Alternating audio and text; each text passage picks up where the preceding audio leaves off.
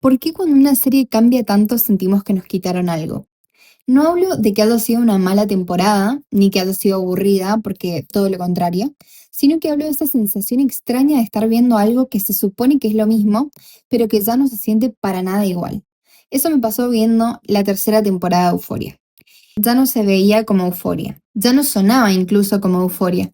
Y cuando empecé a investigar qué había pasado detrás de cámaras, entendí que ese cambio no fue un accidente, sino que fue una decisión porque muchas de las personas que ayudaron a construir la identidad de la serie ya no estaban, y las que sí estaban decidieron hacer algo completamente diferente.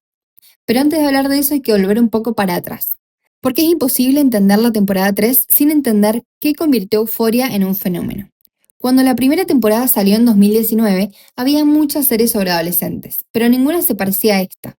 Esta serie parecía un videoclip. Todo brillaba, todo estaba saturado, las luces de colores, el maquillaje, los movimientos de cámara, la música.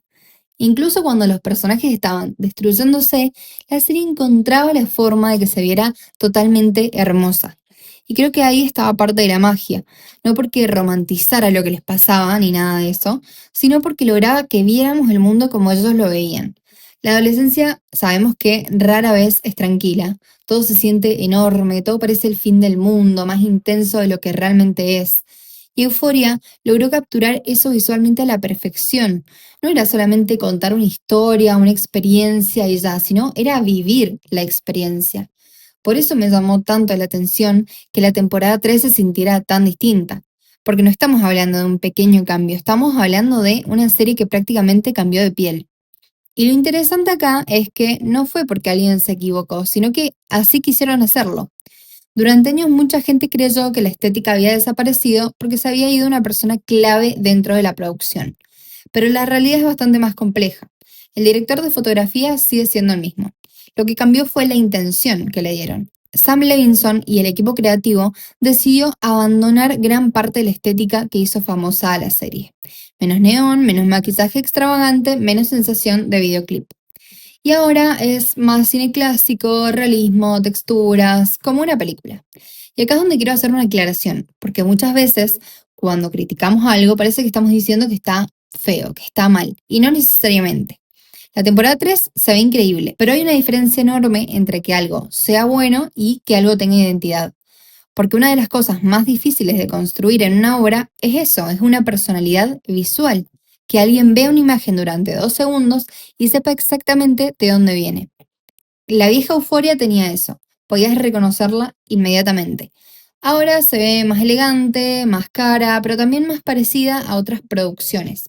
Pero si la fotografía cambió, hay algo que cambió todavía más, la música. Y para mí acá está el golpe más fuerte de toda la temporada. Porque cuando pensamos en Euforia, pensamos en las imágenes, obviamente, pero también pensamos en cómo sonaba. Labyrinth no era simplemente el compositor y ya, sino que fue una parte fundamental de la identidad de la serie. Hay escenas que probablemente ni siquiera recordaríamos igual si les quitáramos la música, porque sus canciones no acompañaban los momentos, los transformaban y era como si estuviésemos viviendo ese momento junto con los personajes. Había algo casi espiritual en la manera en que trabajaba, algo extraño, muy difícil de explicar, pero justamente por eso me sorprendió enterarme de que ya no estaba involucrado de la misma manera. Con el tiempo empezaron a aparecer rumores, declaraciones y conflictos creativos. Y aunque nunca vamos a conocer toda la historia, está claro que la relación entre Labyrinth y la producción ya no era la misma y eso se nota. Porque cuando desaparece una voz artística tan fuerte, la obra cambia. Lo curioso es que el reemplazo fue Hans Zimmer, una leyenda, probablemente uno de los compositores más importantes del cine moderno. Y sin embargo creo que acá demuestra un punto muy interesante. No siempre se trata de talento, sino de la identidad. Porque Hans Zimmer puede hacer música increíble, que la hace de hecho. Pero la pregunta no es si puede hacer algo bueno, la pregunta tendría que haber sido si Hans Zimmer podía hacer algo que sonara igual a Euphoria. Y para mí la respuesta es no. No porque sea peor, simplemente porque pertenece a otro universo. Pero creo que el cambio se entiende todavía mejor cuando miramos a los personajes. Porque no solamente cambió la fotografía, ni la música, sino que cambió el tipo de historia que Euphoria quiere contar. Durante años estos personajes estuvieron definidos por el exceso. Drogas, sexo, fiestas, impulsos, todo era inmediato, todo era ya. Y la temporada les saca eso. los obliga a convivir con las consecuencias, que obviamente es parte de que ellos ya no son adolescentes, ellos ya crecieron. Por ejemplo, Rue. Creo que Rue es el mejor ejemplo de este cambio. Durante las primeras temporadas la acompañábamos en medio del caos. La veíamos consumir, mentir, escapar, tocar fondo una y otra vez. Y aunque era doloroso, había algo muy dinámico en verla. Siempre estaba corriendo hacia algún lado. Ahora no, ahora está obligada a quedarse quieta. Quedarse quieto es mucho más difícil que destruirse, porque ya no hay una droga que la estuviese distrayendo, ya no había una excusa, ni una huida, solamente quedaba convivir con ella misma. Y por eso creo que Rue se siente distinta, porque la serie ya no está interesada en mostrar su caída, sino en mostrar lo que pasó después. Y creo que algo parecido pasa con Ali. Durante años, Ali fue la brújula moral de la serie, la persona que aparecía para recordarnos que la recuperación no es un camino recto. Pero en esta temporada se siente distinto, menos como un mentor y más como alguien que también está cansado, como si incluso él entendiera que hay batallas que nadie puede pelear por vos. Y después está Maddie, que honestamente creo que es uno de los personajes que mejor envejeció, porque mientras muchos siguen atrapados en conflictos del pasado, Maddie parece ser una de las pocas personas que realmente intenta avanzar. Durante años pareció uno de los personajes más superficiales, pero termina convirtiéndose en uno de los más maduros. Casi en cambio es exactamente lo contrario. Quizás por eso es uno de los personajes más trágicos también, porque sigue buscando desesperadamente ser elegida, querida, validada, y después de 3 temporadas sigue intentando llenar el mismo vacío de siempre. La diferencia es que ahora ya no puede esconderlo detrás de un drama adolescente, porque vemos una persona adulta repitiendo patrones que la están destruyendo básicamente. Y después está Nate, el personaje que probablemente representa mejor todo lo que estoy intentando decir en este video. Porque Nate siempre fue alguien enterrado dentro de sí mismo, alguien incapaz de aceptar quién es, y durante años la serie disfrazó ese conflicto como violencia, manipulación y control, pero cuando todo eso desaparece queda algo muchísimo más incómodo que es el vacío. Queda una persona que pasó años intentando escapar de sí misma y que sigue sin saber quién es. Por eso creo que esta temporada se siente también tan distinta. Obviamente que ya no estamos viendo adolescentes descubrir quiénes son, sino que estamos viendo adultos enfrentarse a las personas en las que se convirtieron.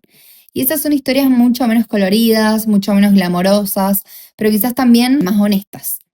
La conversación sobre la temporada 3 no es realmente sobre la trama, sino sobre la identidad, sobre qué cosas hace que una serie sea esa serie. Porque Euphoria también perdió personajes, actores, relaciones creativas, elementos que durante muchos años fueron parte de su ADN. Y cuando todo eso cambia al mismo tiempo, inevitablemente aparece una sensación extraña, la sensación de estar viendo algo familiar y desconocido al mismo tiempo.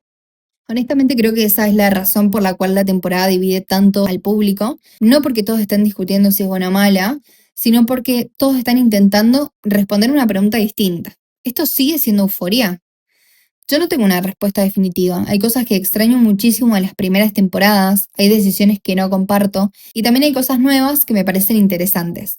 Pero después de investigar todo lo que pasó detrás de cámaras, entendí que las obras no cambian por sí solas, que las personas detrás de ellas cambiaron, entonces los equipos cambian, las relaciones también y las prioridades de lo que quieren comunicar también van a ser distintas. La verdadera historia de esta temporada quizás no está dentro de la pantalla, quizás está detrás, porque a veces no notamos quién está construyendo una obra hasta que deja de estar ahí. Y eso es exactamente lo que pasó con Euphoria. Euphoria perdió sus colores porque los personajes también los perdieron. O quizás los perdió porque las personas que los pintaban ya no estaban ahí para hacerlo. Y tal vez sea la incógnita más interesante de todas. No si la temporada 3 es buena o mala, sino si sigue siendo Euphoria.